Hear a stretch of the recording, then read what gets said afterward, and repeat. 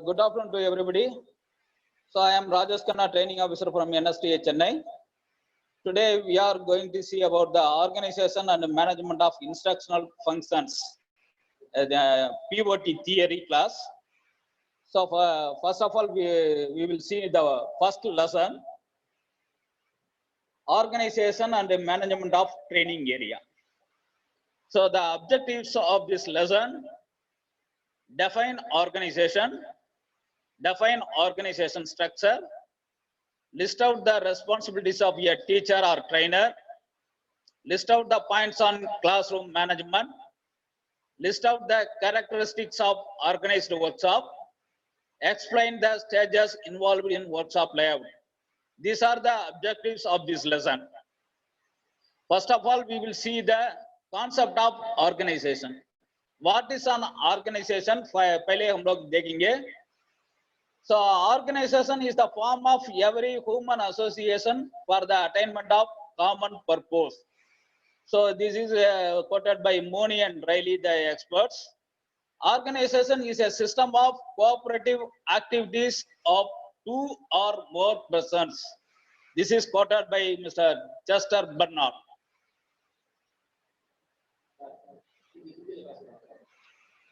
Organization is a process of identifying and grouping the work to be performed, defining and delegating the responsibility and authority, and establishing the relationship for the purpose of enabling people to work most effectively together in accomplishing common objectives. This quote is given by Louis A. Allen. ये organization का concept का बार ये experts code दिया है, ये पहले दो slide में दिया हुआ है. देखिए ये पूरा ये फर्स्ट दो स्लाइड है, वो ऑर्गेनाइजेशन का बार एक्सपर्ट्स क्या कोड दिया है ये बताया. अभी ऑर्गेनाइजेशन मतलब क्या है, मैं वो सिंबल का बताता हूं. ऑर्गेनाइजेशन मतलब कुछ नहीं है, ज्यादा आदमी मिलके ये कॉमन गोल के लिए काम करता है तो इसको ऑर्गेनाइजेशन बोलता है. ठीक है. सो ज्यादा लोग एक कॉमन गोल के लिए वो काम करता है तो उसको वो ऑर्गेनाइजेशन बोलता है. ये ऑर्गेनाइजेशन का उदाहरण industries, companies, institutes, sports centres या और ये कोई सोशल एक्टिविटीज का ऑर्गेनाइजेशन, ये पूरा वो ऑर्गेनाइजेशन का उदाहरण है. यह ऑर्गेनाइजेशन का एक स्ट्रक्चर होता है. यह ऑर्गेनाइजेशन का वो स्ट्रक्चर को ऑर्गेनिग्राम और ऑर्गेनोग्राम भी बोलता है. यह ऑर्गेनाइजेशन स्ट्रक्चर हमको क्या बताता है, उसमें कितने लोग वो ऑर्गेनाइजेशन में काम करता है, वो क्या काम करता है, एक दूसरा का रिलेशन क्या है. सो ये पूरा ये ऑर्गेनाइजेशन चार्ट हमको बताता है. सो हमको ऑर्गेनाइजेशन का चार्ट देखने के टाइम में वो ऑर्गेनाइजेशन में वो कितने लोग वो काम करता है, क्या रैंक में काम करता है, तो उसमें उनका हियरार्चिकल ऑर्डर क्या है, वो टॉप लेवल में कौन काम करता है, वो बॉटम लेवल में वो कौन काम करता है, ये पूरा हमको ऑर्गेनाइजेशन स्ट्रक्चर बताता है. अभी मैं आपको एक मॉडल आईटीआई का ऑर्गेनाइजेशन स्ट्रक्चर दिखाया. अभी industrial training centres, industrial training institutes also एक ऑर्गेनाइजेशन है. ये इंडस्ट्रियल ट्रेनिंग इंस्टीट्यूट में क्या ऑर्गेनाइजेशन स्ट्रक्चर अभी वो आपको मैं स्लाइड में दिखाया. तो ये आईटीआई में वो ऊपर ये प्रिंसिपल है, ये प्रिंसिपल के नीचे वाइस प्रिंसिपल काम करता है. या वाइस प्रिंसिपल के नीचे स्टोर कीपर, फोरमैन इंस्ट्रक्टर.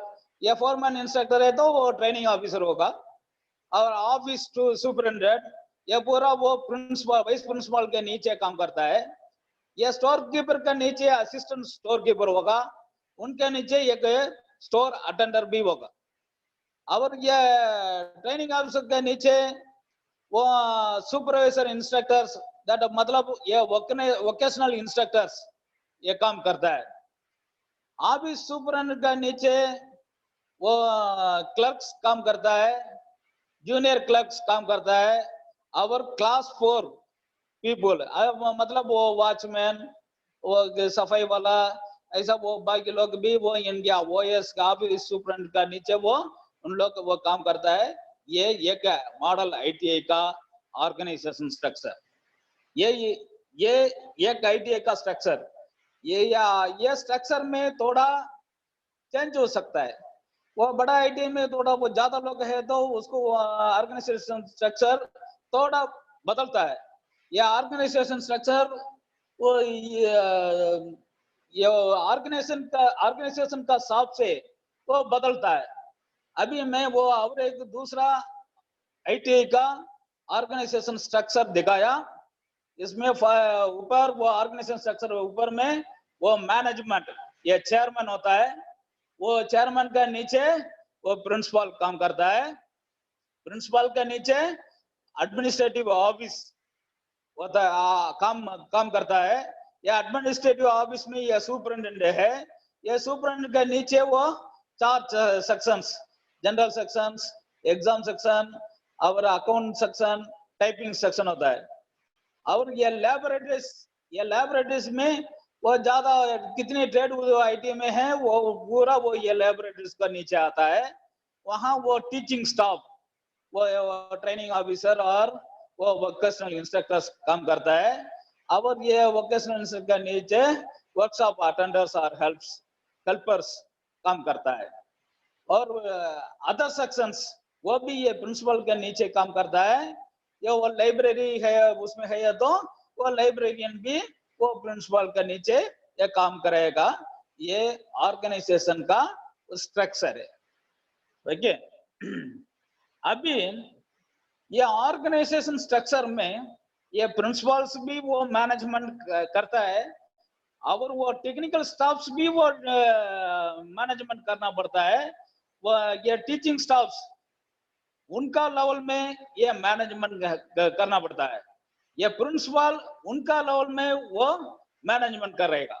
सो ये प्रिंसिपल और मैनेजमेंट ये टॉप लेवल मैनेजमेंट करता है। वो ट्रेनिंग ऑफिसर्स वो मिडिल लेवल मैनेजमेंट में करना, मिडिल लेवल मैनेजमेंट करता है। ये मिडिल लेवल मैनेजमेंट में वो क्या मैनेज करना है, वो उनका वो सेक्शन का कंप्लीट का वो मैनेज करना पड़ता है। उनका वो मेन काम ये टीचिंग है। पहले मैं वो उनका वो मैनेजमेंट रिस्पांसिबिलिटी को जाने के पहले व्हाट इज टीचिंग ये बोलना चाहता हूं। ये व्हाट इज टीचिंग आप पहले पढ़ा हुआ है आपको। वो फर्स्ट ये पीओटी फर्स्ट यूनिट में ये टीचिंग का बार बता है। A teaching or training is an instructional activity of delivering particular skill or subject or something that someone tells you to do. It is aimed at bringing about meaningful learning through a method that is morally and pedagogically acceptable. Okay, so that teaching means what it is teaching. You have to transfer the skills. Okay, you have to transfer your knowledge.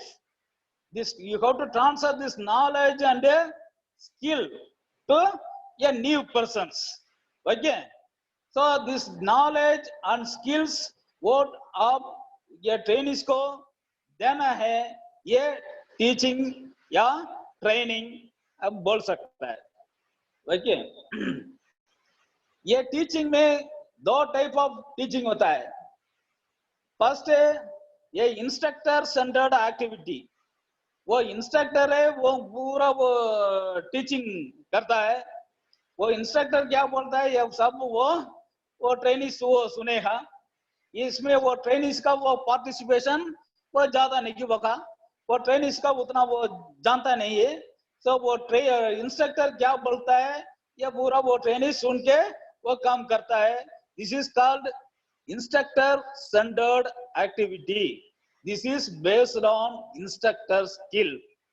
ये second type of teaching होता है, इसको learner centred activity teaching बोलता है. इसमें वो teacher क्या करता है, वो स्टूडेंट्स को ओनली गाइड करता है, उनको सपोर्ट करता है, उनको वो मोटिवेट करके वो पढ़ने के लिए मोटिवेशन देता है.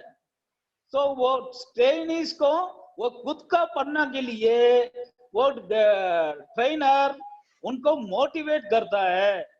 तो ऐसा वो मोटिवेट करके वो ट्रेनीज वो नया नॉलेज और वो स्किल वो सीखता है. This is called learner centred activity teaching. Okay, so ये इंस्टीट्यूट में ये दोनों टाइप ऑफ वो टीचिंग चलता है. वो इंस्ट्रक्टर सेंटर्ड एक्टिविटी भी होता है और वो लर्नर सेंटर्ड एक्टिविटी भी चलता है. Okay, so depending upon the situation हम लोग ये कौन सा टाइप वो यूज करना है वो इंस्ट्रक्टर है वो डिसाइड करना पड़ता है. अभी मैं आपको ट्रेनिंग एंड मैनेजरियल रेस्पॉन्सिबिलिटी को बताता हूँ. ट्रेनिंग मतलब नॉलेज स्किल टेक्निक्स ये पूरा वो ट्रेनिंग्स को देना है. This is called training. So ये टीचिंग में ये टीचिंग का काम में क्या क्या होता है, ये planning, organising, preparing, managing classroom, shop floor and the trainings. So ये टीचिंग करने वाला ने ये काम पूरा करना पड़ता है. प्लानिंग भी वो टीचिंग करने वाला करना है, ऑर्गेनाइजिंग का काम भी करना है, प्रिपरेशन भी करना पड़ता है, टीचिंग का प्रिपरेशन भी करना है, वो क्लासरूम का मैनेज करना है और शॉप फ्लोर को मैनेज करना है, ट्रेनिंग्स को मैनेज करना पड़ता है. और वो आइडियाज वो नया आइडियाज को भी वो टीचर वो स्टूडेंट्स को ये बताना पड़ता है. और वो ट्रेनिंग्स के पास कुछ नया आइडियाज है उसको भी वो हम लोग वो सपोर्ट करना पड़ता है. और असाइनिंग ऑफ लेसन्स वो लेसन को वो क्या क्या वो पार्ट है वो लेसन्स को भी वो स्टूडेंट्स को बताना पड़ता है. और डायरेक्टिंग स्टडी एक्टिविटीज या स्टडी एक्टिविटीज को ये डायरेक्ट करता है. डायरेक्ट मतलब कौन सा कैसे वो पढ़ना है, क्या क्या पढ़ना है, ऐसा वो टीचर वो स्टूडेंट्स का बोलता है. That is the directing. So क्या करना है कैसे करना है ये पूरा डायरेक्टिंग के नीचे आता है. डेमोन्स्ट्रेटिंग स्किल्स ये काम करना है तो ये काम कैसे करना है वो पूरा वो टीचर काम करके वो स्टूडेंट्स को दिखाता है. इसको डेमोन्स्ट्रेटिंग स्किल्स बोलता है. ये डेमोन्स्ट्रेटिंग भी कौन किसका ड्यूटी है, हमारा वो इंस्ट्रक्टर का ड्यूटी है. गाइडिंग ऑफ स्किल प्रैक्टिसेस ये ऐसा आप टीचर डेमोन्स्ट्रेशन करने के बाद ये स्टूडेंट को ये सेम काम करने के लिए बोलना चाहिए. ऐसा वो स्टूडेंट्स वो काम करने के टाइम में कुछ गलत किया तो उनको वो सही करना है. सो that is the guiding of skill practices. When the students doing any wrong procedures, selection of wrong tools, that time that instructor has to guide the students.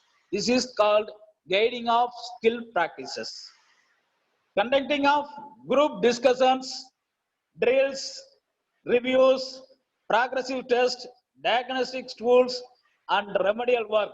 This is also coming under the responsibility of a teacher. ये group discussion conduct करना पड़ता है. पहले मैं बोला है teaching में वो दो method. The second type of method learner based activity. ये लर्नर बेस्ड एक्टिविटी के लिए ये ग्रुप डिस्कशन बहुत जरूरी है. ये ग्रुप डिस्कशन और ड्रिल से ये रिव्यूज किसके साथ करना है, वो ट्रेनिंग्स के साथ वो करना पड़ता है. ये टीचर ने वो स्टूडेंट्स को स्टूडेंट्स के साथ वो ग्रुप डिस्कशन करने के लिए बोलना है। तो ट्रेनिस एक ट्रेनी वो दूसरे ट्रेनी के साथ वो डिस्कशन करने के टाइम में उनको वो नॉलेज शेयर हो जाएगा। एक आदमी वो दूसरा आदमी के साथ उनका नॉलेज को शेयर कर सकता है। दिस इज ग्रुप डिस्कशन है। मैक्सिमम फॉरेन कंट्रीज में ये group discussion method of teaching ज्यादा यूज करता है। Okay, so in the German also, German, you know, German is the number one in technology. In the country of Germany, they are following this group discussion technology only. So that instructor is only guiding the students. Okay, so the group discussion will be done by the students. The instructor will give the materials, supports. Okay, so after studying the material, the students, they are learning by themselves. Okay, and they are sharing their knowledge. एक आदमी दूसरे के साथ वो उनका knowledge को share करके फिर वो काम करता है। So this is called conducting of group discussions. So this group discussion also should be encouraged by a teacher. These are the managerial requirement of a teachers. Okay, so now I am telling the activities of a trainer. A trainer क्या क्या काम करना है? Planning करना है, preparation करना है, explaining करना है, क्वेश्चन पूछना है, डायरेक्टिंग करना है। ओके, फिर को ये स्टूडेंट को इन्फ्लुएंस करना है और टीचर्स को वो टीचर वो टेक्नोलॉजी और स्किल को भी वो स्टूडेंट्स को पास करना है। फाइनली एवल्यूएशन करना है। ये पूरा ये टीचर को एक्टिविटी है। ये ट्रेनर का ये एक्टिविटी में पहले एक्टिविटी प्लानिंग होता है, इसको बाद में वो प्रिपरेशन करना है, इसके बाद वो कंटेंट प्रिपरेशन हो गया उसको एक्सप्लेन करना पड़ता है, एक्सप्लेन करने के बाद वो क्वेश्चनिंग पूछना पड़ता है। आप ऐसा कोई सवाल पूछने के टाइम में वो स्टूडेंट का वो नॉलेज बढ़ेगा। So when you are asking the questions to the student, then only they will start thinking. ये सवाल आप पूछने के टाइम में वो स्टूडेंट वो सोचेगा। So the questioning is a very important point of the activity of a trainer. And directing, so पहले मैं बताया डायरेक्टिंग भी वो करना पड़ता है। वो कैसे करना है वो भी हमको वो टीचर स्टूडेंट्स को वो बताना पड़ता है। That is a directing. So the role of trainer, your trainer वो क्या करना है? ये trainee must learn for himself. वो खुद का एक ट्रेनी सीखने के लिए उनको मोटिवेशन करना है। ओके, इसके बाद ये वो स्टूडेंट का वर्क कैसे है वो एवल्यूएशन करना है। ये ट्रेनी वो सीखने के पहले कैसे था, वो सीखने के बाद उनको वो चेंजेस कैसे हुआ है, वो पूरा एवल्यूएशन करना पड़ता है। ओके, सो पहले वो सब्जेक्ट है, सीखने के पहले वो कैसे काम किया है, वो सीखने के बाद वो कैसे वो काम करता है, ये एवल्यूएशन है एक ट्रेनर और टीचर करना पड़ता है। ओके, सो ये क्या चेंज है, वो क्या चेंज वो देखना है। नॉलेज में क्या चेंज हो गया, स्किल्स में क्या चेंज हो गया, और वो एटीट्यूड में क्या चेंज हो गया। एटीट्यूड है तो वो ट्रेनिंग का मनोभाव, ये ट्रेनिंग का मनोभाव कैसे बदल हो गया, ये ट्रेनिंग का वो नॉलेज कैसे वो ज्यादा हो गया, और ट्रेनिंग का स्किल कैसे वो चेंज हो गया। ये पूरा वो कौन देखना है? ये ट्रेनर देखना पड़ता है। That is the role of trainer. Okay, So the first the work of the trainer, planning. So ये प्लानिंग है सबसे पहले करना पड़ता है, ओके. सो ये planning action is very very important. ये important activity for a teacher. कोई भी काम करने के पहले वो प्लान करके काम करना पड़ता है. ये planning is must, okay. So the teacher always trying to help the learner by every possible way.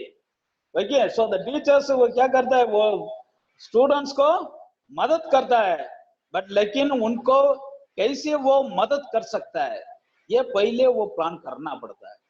Okay. सो कैसे वो टीचर वो स्टूडेंट्स को असिस्ट कर सकता है ये पूरा वो हम लोग ये प्लान करना पड़ता है. Okay. So actual requirement is the methodology or techniques of learning process. तो हमको क्या जरूरत पड़ता है, क्या नया वो टेक्निक्स ये टीचिंग के लिए यूज कर सकता है, ये पूरा वो इंस्ट्रक्टर पहले वो प्लान करना है. ओके. सो ये टीचर वो बाकी लोग वो सीखने के लिए वो हेल्प करना है. ओके. सो द टीचर सारे थिंग्स वो स्टूडेंट को टीच नहीं कर सकता है. So that spoon feeding is not possible. So ये स्टूडेंट को मोटिवेट करके उनको वो खुद का पढ़ने के लिए वो मोटिवेशन करना पड़ता है. Okay. So that is the best type of teaching. Okay. So इसलिए हम लोग क्या करना पड़ता है, वो पहले वो प्रॉपर प्लानिंग करना पड़ता है.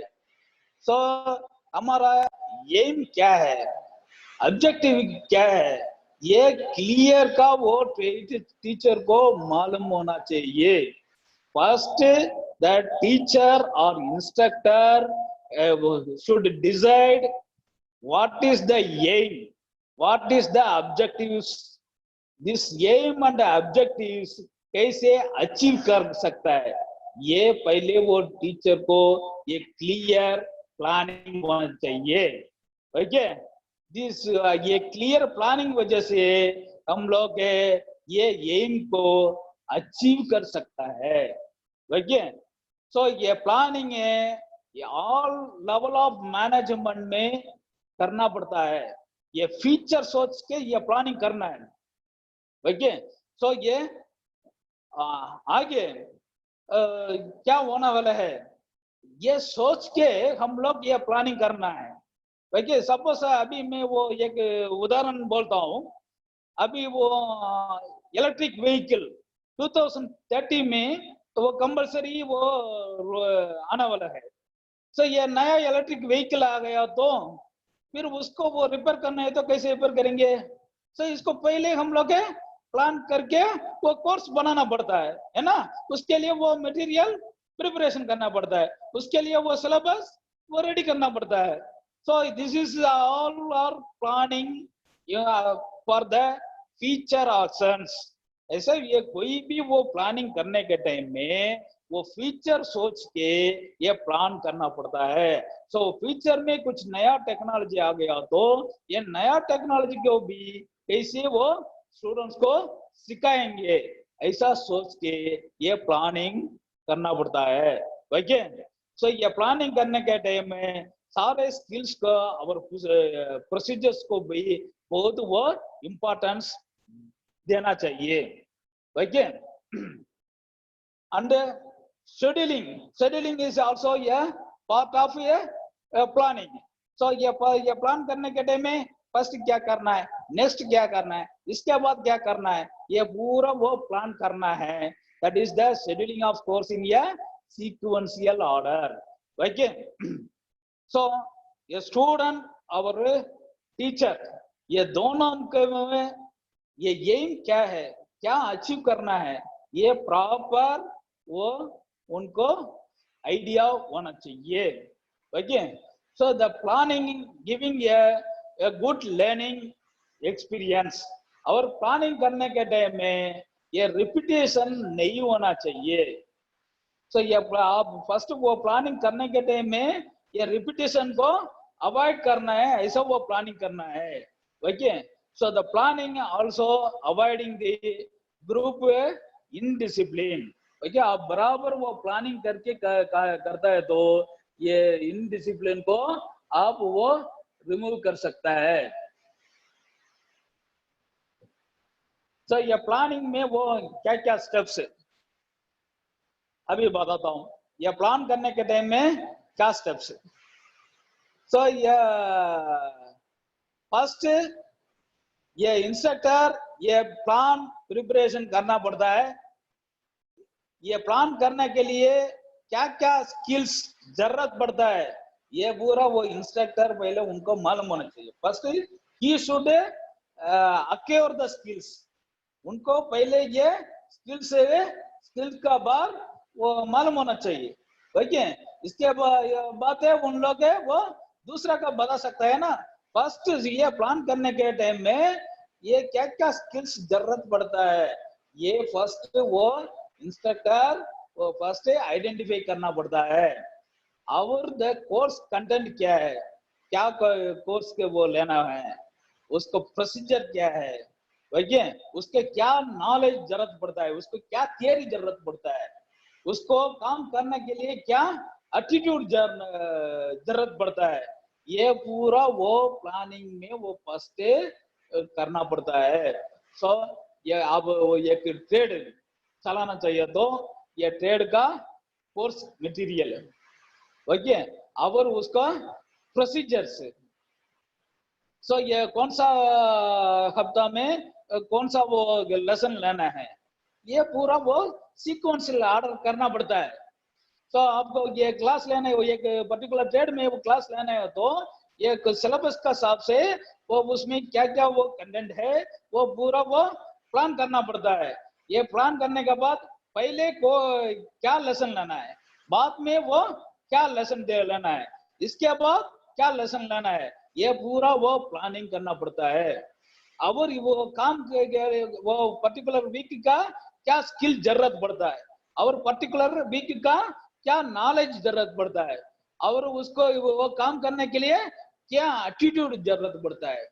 ओके, या एटीट्यूड सम टाइम में वो बहुत इंपॉर्टेंट है। सपोज ये काम करने के टाइम में 3-4 आदमी मिलके वो काम करना है तो वहां एक टीम स्पिरिट जरूरत पड़ता है। ओके, ये टीम स्पिरिट कैसे डेवलप करना है ये पहला प्लानिंग में पहले आप वो ऐड करना पड़ता है। बिकॉज ये 3-4 लोग वो मिलके काम करने के टाइम में वो 4 लोग का बॉस पहले वो उनको वो टीम स्पिरिट होना चाहिए, मिलके काम करने के लिए उनको मनोभाव होना चाहिए। So that we have to prepare. So this preparation also should come on the planning. Okay, इसके बाद ये टीचिंग यूनिट्स का वो और डिवाइड करना है। वो बड़ा टॉपिक से वो छोटा टॉपिक्स, वो बिग टॉपिक्स को वो डिवाइड करके सब टॉपिक्स करना पड़ता है। या बड़ा टास्क को सब टास्क करना है। So always the complex things should start from the basics. ये बेसिक का वो टीचर को मालूम होना चाहिए। ओके, सो पहले वो बेसिक थिंग से वो स्टार्ट करके वो मुश्किल थिंग को जाना पड़ता है। सो अगर कोई भी वो काम होता है उसको वो पहले छोटा छोटा करके सिंपल काम पहले करना है, इसके बाद वो बड़ा काम है करना पड़ता है। Okay, so this is also you should do on your planning. ये प्लानिंग करने के टाइम में एक यूनिट में कितने लेसन आता है। सो ये लेसन को क्या प्रैक्टिकल देना है। ओके, सो ये प्रैक्टिकल के लिए क्या स्किल्स जरूरत पड़ता है, ये स्किल्स में पहले बेसिक स्किल क्या चाहिए, इसके बाद क्या एडवांस स्किल चाहिए, ये पूरा वो प्लानिंग करने के टाइम में आप लोग करना पड़ता है। एस्टैब्लिश द टाइम टेबल, ये कौन सा टाइम में ये करना है ये भी बहुत ही इंपॉर्टेंट है। ओके, बिकॉज ये टाइम टेबल है आपको। पहले स्टार्टिंग में सबसे पहले आपको ये टाइम टेबल देता है ना। तो कोई भी वो ट्रेड आप ज्वाइन किया है, ज्वाइन करने के बाद फर्स्ट वो इंस्टीट्यूट में वो क्या देता है, ये टाइम टेबल देता है। ओके, ये टाइम टेबल क्या देता है, इसमें वो थियरी क्या कितनी आवर्स देना है, ये प्रैक्टिकल का कितने आवर देना है। ओके, ये पूरा वो स्टूडेंट्स को भी वो मालूम होना चाहिए, और वो टीचर्स को भी वो टाइम लिमिट में वो करना चाहिए। इसलिए इसको ये टाइम टेबल भी ये प्लानिंग में करना पड़ता है। सो स्टार्टिंग में आप ये टाइम टेबल ये भी वो बनाना पड़ता है। ये टाइम टेबल बनाना का काम किसका है, ये टीचर का है। ये टीचर है, ये टाइम टेबल भी पहले प्लान करके वो बनाना पड़ता है। ओके, और ये प्लानिंग में डेली प्लान भी वो अब करना पड़ता है। सो आज क्या टीच करना है, कल क्या टीच करना है, वो परसों क्या टीच करना है, ये भी वो daily plan, that is called schedule of instruction, वो भी वो कौन करना पड़ता है, वो टीचर ही करना पड़ता है। ओके, अभी वो प्लानिंग फॉर डेमो, डेमो के लिए क्या प्लान करना है, keep everything ready before beginning. कोई भी वो प्रैक्टिकल शुरू करने के पहले उस प्रैक्टिकल का क्या क्या सामान जरूरत पड़ता है और टूल्स जरूरत पड़ता है, उसको पहले तैयार करके रखना है। द टूल्स, इक्विपमेंट्स, मटेरियल्स, ये पूरा अब तैयार करके रखना है। ये डेमोन्स्ट्रेशन में ये अब पहले फर्स्ट स्टेज, पहला स्टेज, पहला स्टेज ये प्रिपरेशन। वो फर्स्ट आप क्या तैयार करके रखना है, मटेरियल, मशीन से, इक्विपमेंट से, टूल्स एंड इक्विपमेंट से आप तैयार करके रखना है। ये डेमो करने के पहले एक ट्रायल भी करना पड़ता है। ठीक है, वो ये ट्रायल करके वो करता है, तो डेमो करता है, तो ये डेमो करने के टाइम में वो फटाफट का वो डेमो कर सकता है। इसलिए वो डेमो करने के टाइम में क्या प्लान करना है, ये ट्रायल भी पहले करना है। एक बार पहले वो डेमो देने के पहले वो एक बार उसको ट्रायल करना पड़ता है। Prepare the training by arousing the interest. ये डेमो का स्टार्ट करने के पहले वो स्टूडेंट्स का इंटरेस्ट क्रिएट करना है। ये डेमोन्स्ट्रेशन क्यों देना है, वो स्टूडेंट्स को मन में आ जाएगा ना। तो फर्स्ट उनको वो इंटरेस्ट क्रिएट करना है, जिसके लिए ये डेमोन्स्ट्रेशन मैं देता हूँ। ये डेमोन्स्ट्रेशन के बाद हमको क्या सीखने वाला है, so you have to make some interest about that demonstration, ये बहुत जरूरी है। सो स्टूडेंट्स के पास ये इंटरेस्ट है तो फिर वो बराबर वो डेमोन्स्ट्रेशन में वो ध्यान देगा। Our demonstration should not be too long. ये बहुत वो ज्यादा टाइम भी नहीं होना चाहिए, वो पर्टिकुलर टाइम में वो डेमोन्स्ट्रेशन कंप्लीशन होना चाहिए।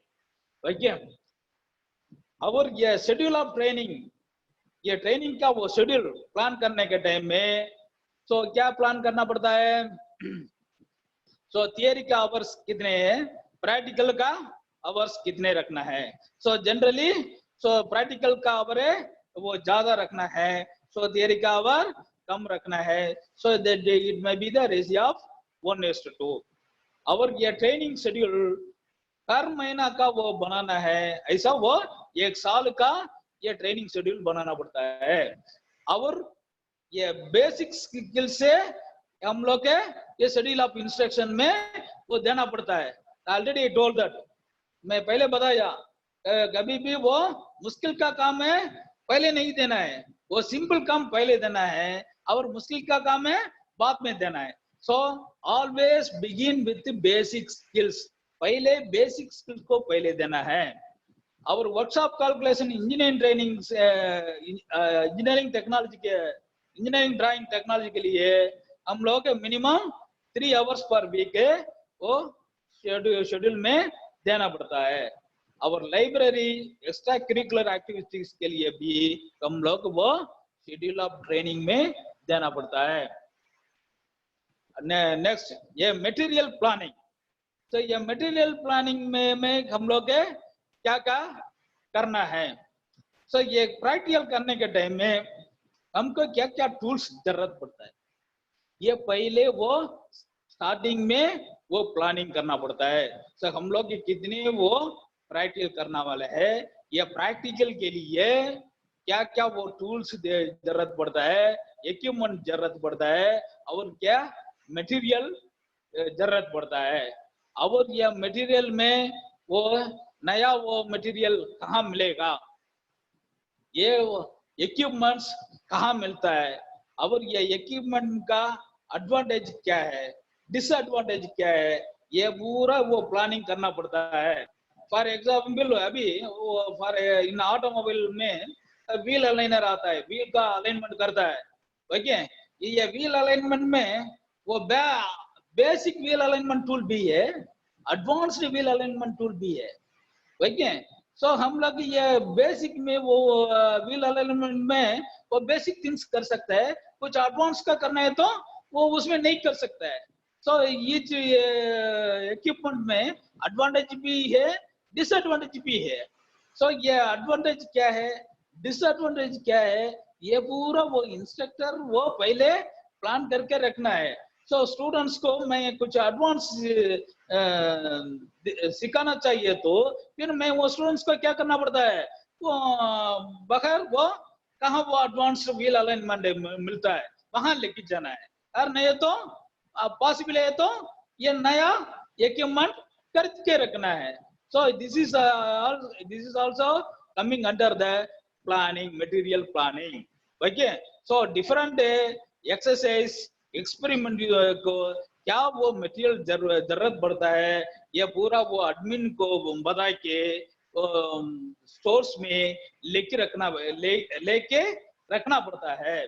Okay, because we are getting the material through stores, but the purchase will be done by the administration. इसलिए हम लोग पहले वो एडमिनिस्ट्रेशन को बोल के मटेरियल लेके वो स्टोर में तैयार को रखना है। ओके, सो और ये मटेरियल और गुड्स का ये बराबर वो अरेंजमेंट करके भी रखना पड़ता है। ओके, और ये मटेरियल वो कितने वो यूज किया है, मटेरियल से वो कितने अमाउंट का खरीदा है, ये डिटेल्स भी वो बराबर का लेके रखना है। और लॉसेस को बहुत कम करना है, मटेरियल लॉस को बहुत कम करना है, अननेसेसरी को मटेरियल को वेस्ट नहीं करना है। Hello, Mr. Rajesh. You have only 10 minutes left. Hello. You have only 10 minutes left. Okay. Next of that, organization. So organization means bringing the plan to the existence. कैसे हम लोग plan कर दिया है, उसको कैसे हम लोग वो अभी बराबर करना है, that is called organization. The organization is nothing but of arranging according to our plan. Okay, so this organization role also very important for a teacher. Okay, so ये बराबर का वो प्लान प्रकार हम लोग काम करना है, that is called organizations. Okay, so the role of teacher of as an organizer is linking planning with all other roles of communication, motivation and controlling. कैसे वो मोटिवेट करना है, कैसे वो कंट्रोल करना है, ये पूरा वो ऑर्गेनाइजिंग का नीचे आता है। Next we will see about the classroom and its management. ये क्लासरूम मैनेजमेंट मतलब ये स्टूडेंट्स को बिहेवियर को कैसे वो कंट्रोल करेगा, that is called classroom management. Okay, ये सबसे बहुत important, a managerial responsibility of a teacher. Yeah. That is a main point classroom management. Okay, so ये टीचर का वो मैनेजमेंट में ये क्लासरूम मैनेजमेंट है बहुत इंपॉर्टेंट। ये स्टूडेंट को बराबर का ऑर्गेनाइज करना है, तो उनको वो फोकस वो टीच लर्निंग में उनको फोकस होना चाहिए। ये ऐसा वो स्टूडेंट्स को बराबर वो डिसिप्लिन मेंटेन करता है, स्टूडेंट के पास अटेंशन मेंटेन करता है, then you can achieve the goal. So the classroom management is very much important for a teacher. So ये classroom management करने के टाइम में हमको क्या फायदा मिलता है? Well managed classrooms. So ये classrooms है वो बराबर का वो मैनेज कर सकता है। Effective and disciplined training. ये ट्रेनिंग बहुत डिसिप्लिन हो जाएगा। Our well planned and prepared class आपका अच्छा वो क्लास चला सकता है, और स्टूडेंट्स को बराबर मोटिवेटिंग कर सकता है। देखिए ये अच्छा वो लर्निंग एनवायरनमेंट कर सकता है, तो उनका सीखने का एनवायरनमेंट है ये अच्छा वो कर सकता है। And creating and imaginative in daily lessons, ये डेली लेसन को कैसे वो क्रिएटिव का चला सकता है, ये कैसे ये लेसन को अच्छा वो ले सकता है, ये पूरा वो क्लासरूम मैनेजमेंट में आता है। So the what are the things coming under the classroom management?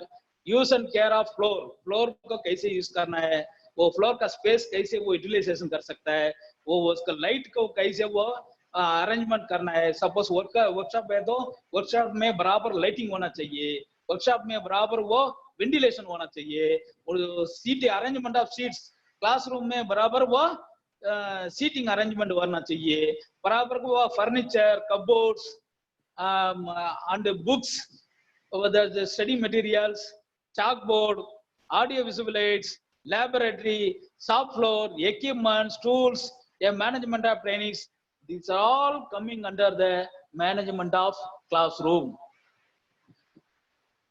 इतने ज्यादा मैनेज करना है, इससे वो 4 थिंग्स बहुत इंपॉर्टेंट वो सेपरेट के में लिखा है।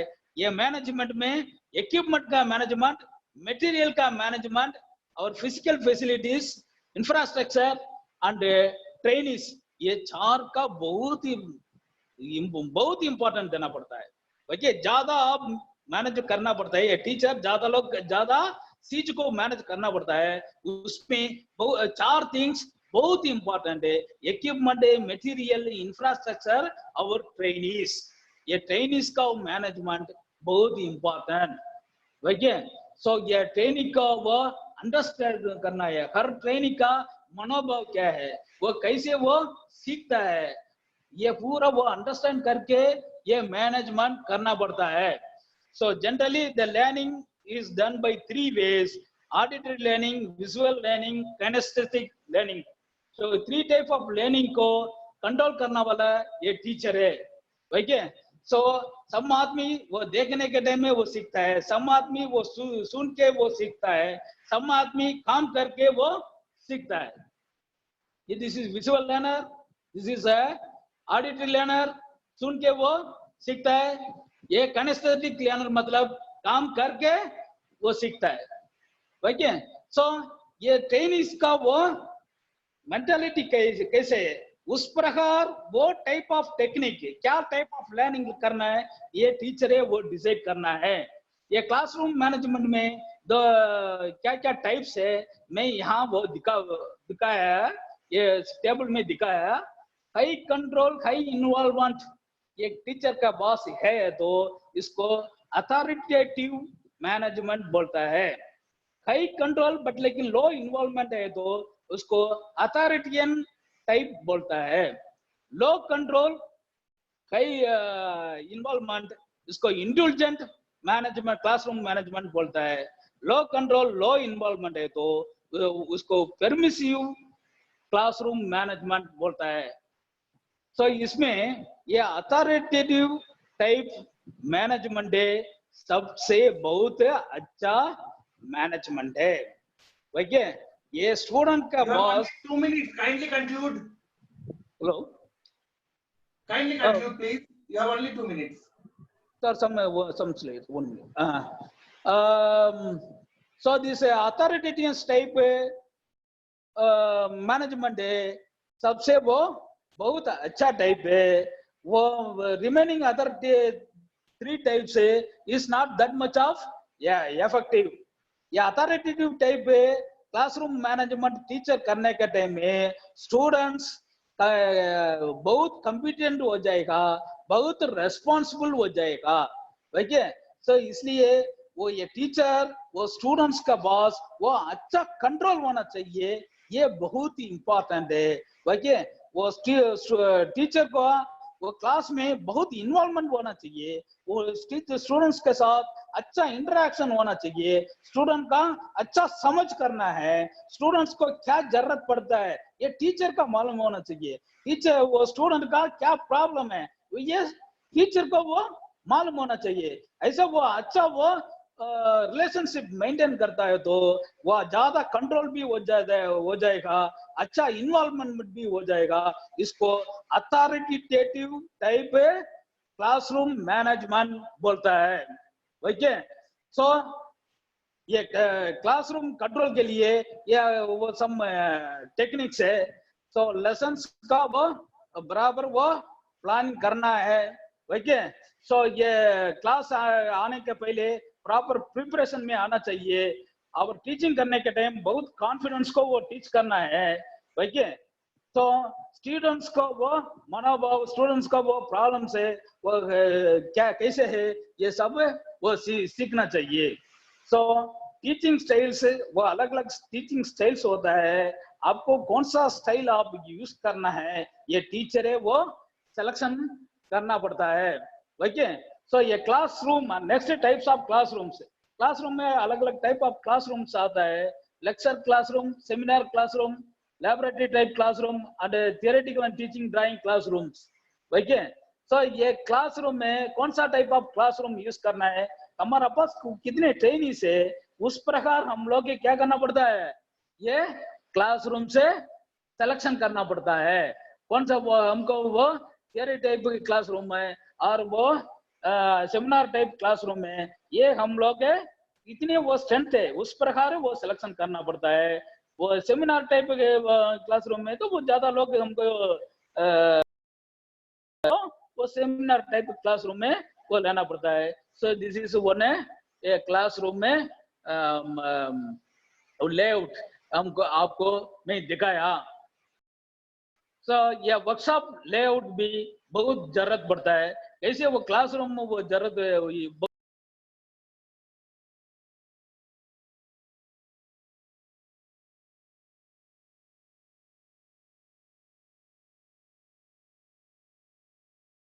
और ये पूरा वो लेआउट